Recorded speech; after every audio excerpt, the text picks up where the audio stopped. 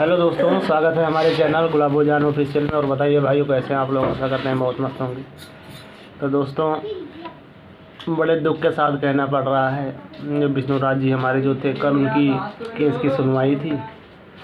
तो मतलब कि फिर उनकी जो जमानत थी, जो याचिका थी, वो खारिज कर दी गई है।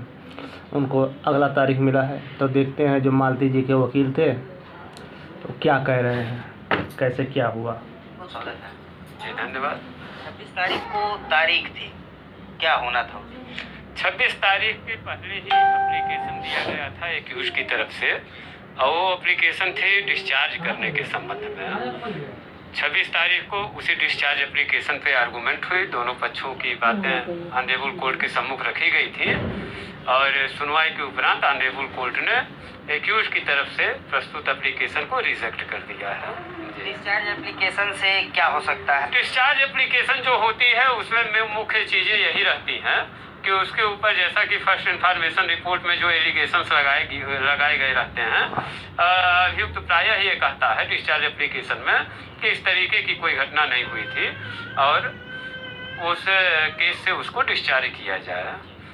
तो इस मामले में आर्गूमेंट हुई, और चूंकि इन्वेस्टिगेटिंग अथॉरिटी ने प्रॉपरली मामले को इन्वेस्टिगेट करके चार्जशीट मामले में प्रेषित किया हुआ है, तो सारे मटेरियल एविडेंस पे आर्गूमेंट हुई थी, जिसके बाद ऑनरेबल कोर्ट का ये निर्णय आया है और उनकी एप्लीकेशन को ऑनरेबल कोर्ट के द्वारा खारिज किया गया है।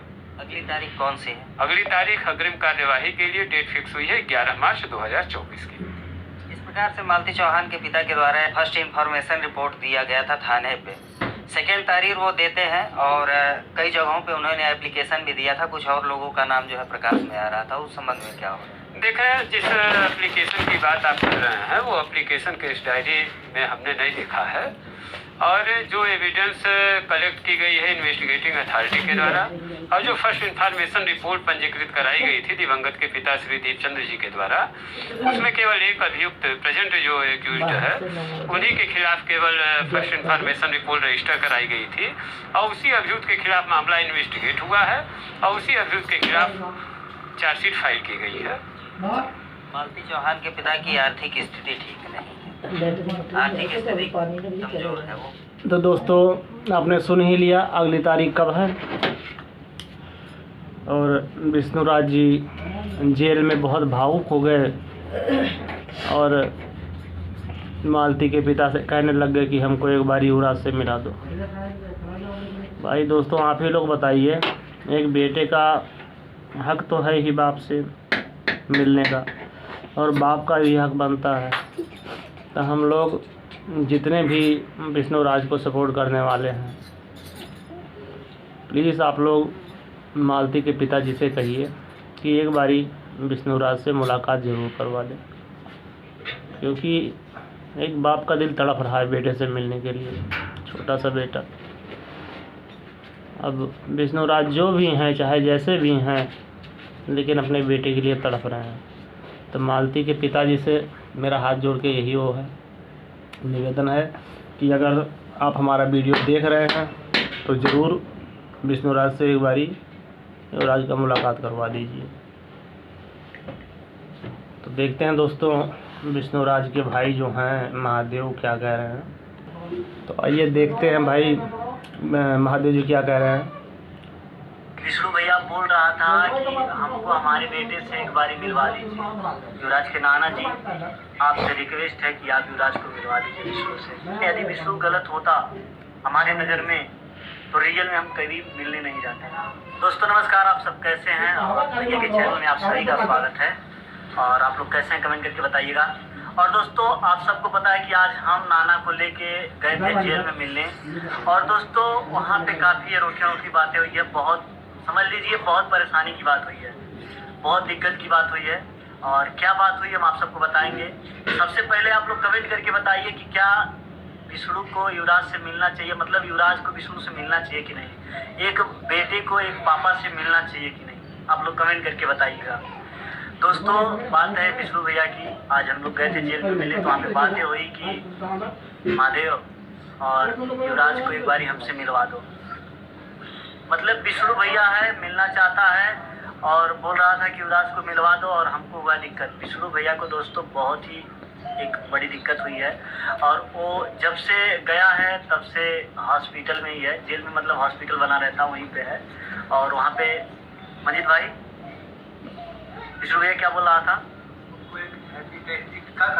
हेपेटाइटिस बी करके दिक्कत हो गई है। और पहले नाना से मिलते हैं, नाना से पूछते हैं क्या हुआ। नाना मिल रहा है विष्णु से? कितना दिन बाद मिला नाना? आज 3 महीना बाद विष्णु से। कैसा लगा है आज मिल के? नीक लगल है और कैसा लगल है कहली है कि जेल में से हाल के कैसो खा रहा है। हाँ, और क्या कहा था युवराज के बारे में? युवराज के बारे में यह कहता है कि हमके मिला दे उनकी नाना से। देखिए दोस्तों, नाना भी सुने हैं, वहाँ पे बातें हुई है कि विष्णु भैया बोल रहा था कि हमको हमारे बेटे से एक बारी मिलवा दीजिए। युवराज की बहुत मोह लग रही है और सबकी मोह लग रही है, लेकिन क्या करें, आज हम कुछ नहीं किए हैं फिर भी हम यहाँ पे हैं। आज बहुत ही कष्ट हो रहा है, बट क्या करें। लेकिन आप एक बारी महादेव बोलना कि युवराज के नाना जी से कि हमको मिलवा दे हमारे बेटे से।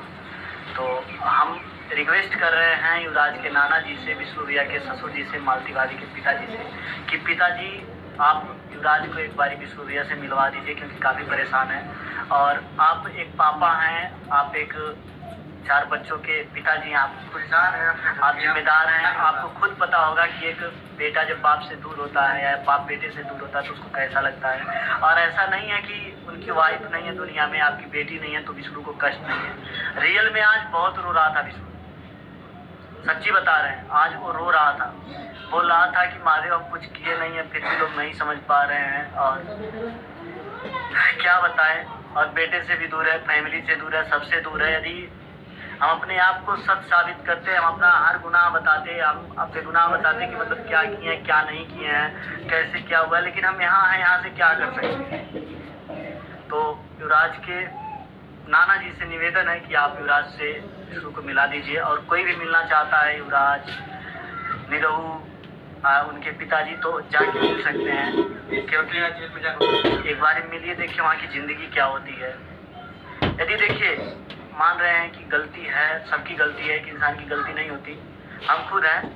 यदि रियल बता रहे हैं, हम एक भाई हैं, यदि विष्णु गलत होता हमारे नज़र में तो रियल में हम कभी मिलने नहीं जाते, रियल में नहीं मिलने जाते। बट चलिए, और उसको दिक्कत क्या हुई है, क्यों मिलने के लिए बोल रहा है, क्योंकि उसको हो गई है हेपेटाइटिस बी और ABC 3 प्रकार के होते, सबसे हार्ड भी हो गया है। और वो जब से गया है जेल में तब से हॉस्पिटल में ही है।